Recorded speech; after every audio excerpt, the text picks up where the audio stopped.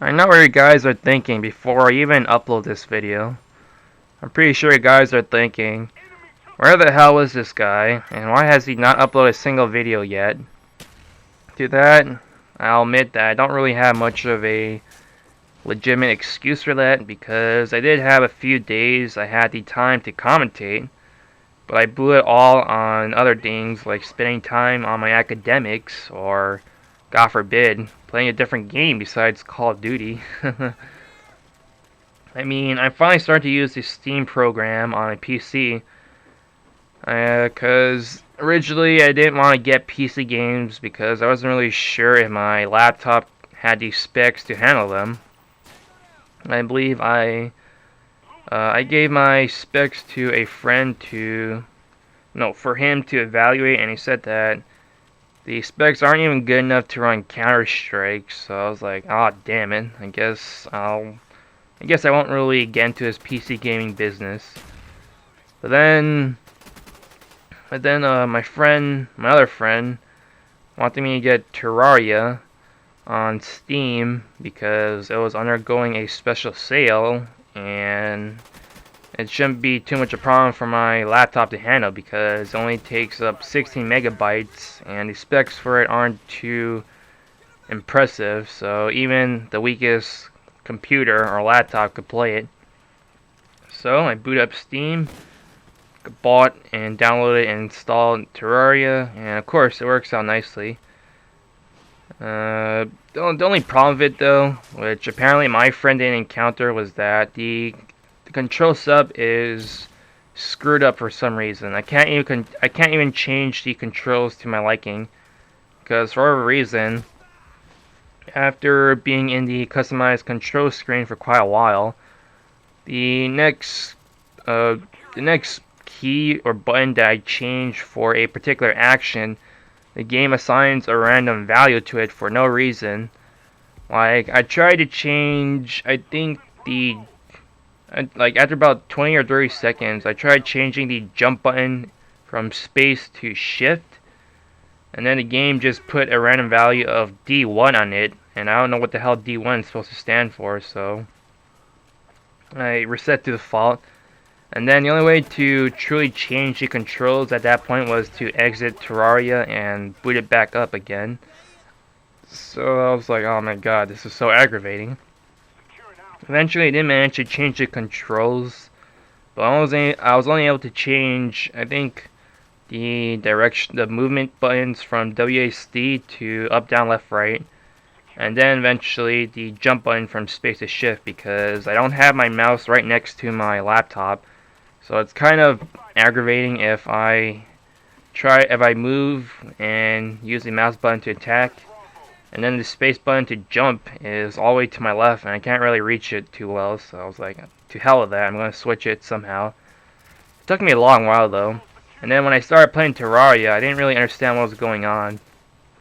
Apparently my friend referred to it as 2D Minecraft, and I never played Minecraft. I did hear about it, but I didn't even see videos of it. But apparently it's objectiveless, and so is this game. So I was like, alright, I guess I'll just do whatever the hell I can in this game, because I don't get the point, but whatever. I did have my friend try to explain a bit of the basics to me, but overall I haven't really played Terraria all that much. And then this other game I got on Steam was Devil May Cry 3, which was a game that proved that my laptop specs aren't actually all that bad.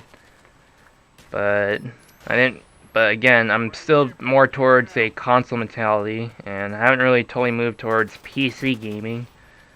So I'm still going to be mostly focused on console gaming, especially Call of Duty.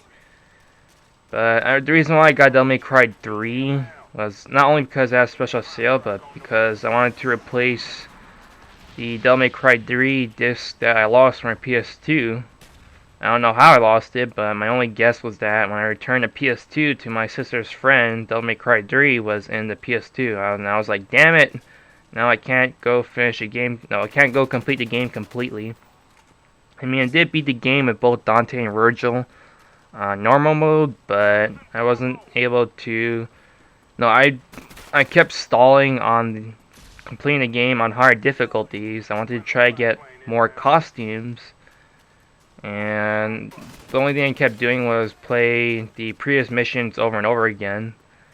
In fact, I got to this one mission that I didn't really like the overall layout of, so that was pretty much the whole reason why I didn't continue with the game, because I kept stalling at this one particular mission, not completing at all, and I couldn't progress on hard difficulty.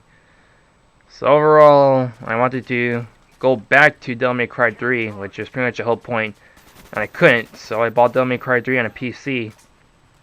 I actually got pretty damn lucky because I knew from sources that the PC version of Devil May Cry 3 isn't good because of three things: controls, graphics, and slowdown. I think in that order. I mean, the graphics actually aren't that bad, but there are some places, no, some areas of the game where it's really dark and it could use some lighting. Overall, it doesn't really affect me all that much. The controls, I got pretty damn lucky because I bought a wired PS3 controller many months ago from GameStop, all for the sole purpose of having another controller in case someone wanted to play PS3 with me, but I didn't really have a use for it until now, and I could use it to play Devil May Cry 3 on a PC. And in fact, all the controls on Devil May Cry 3 PC for the wired PS3 controller correspond to the PS2 controls of Devil May Cry 3, so I was like, yes! I read a GameSpot review where they were using the 360 controller, and they were using the right analog stick to move, instead of the left one like in the consoles, so that's pretty unintuitive, and I got pretty damn lucky that I got the right controller for this game. And lastly, the slowdown, which unfortunately it's kind of excessive. I mean, not enough to make the game unplayable, but there are some areas and some missions where the game will slow down for whatever reason, I don't know. I mean, it's not like it can't process it, but it just slows down, and I can't really think of any other reason besides the fact that Devil May Cry 3 was ported to PC by a company other than Capcom, which explains why it's not up to par with the PS2 versions. The only good thing about the PC version of Devil May Cry 3 is that its load times are pretty minimal, so if only the rest of the game was as well polished as that aspect.